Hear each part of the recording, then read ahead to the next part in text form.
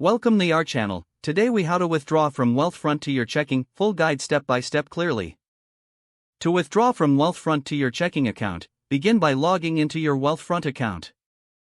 Once you are logged in, navigate to the Accounts section.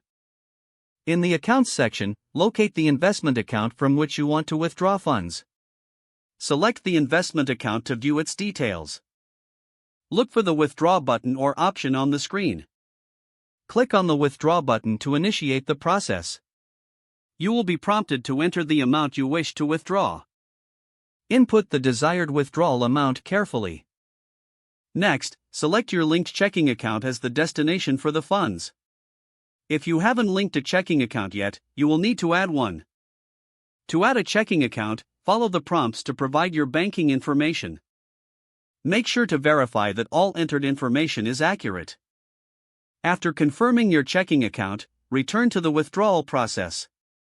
Review the details of your withdrawal request to ensure everything is correct. Once you've verified the information, submit your withdrawal request. Wealthfront will process your request, which may take a few business days.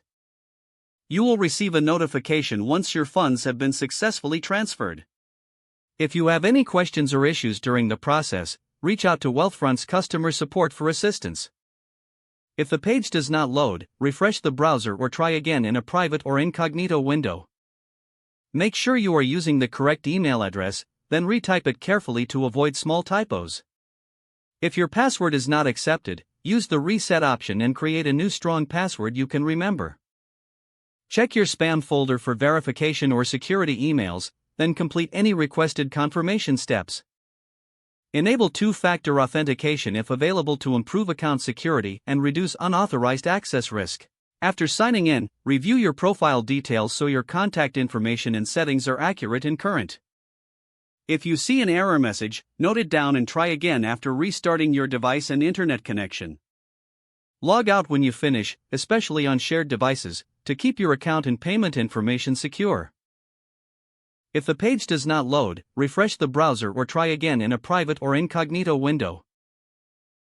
Make sure you are using the correct email address, then retype it carefully to avoid small typos.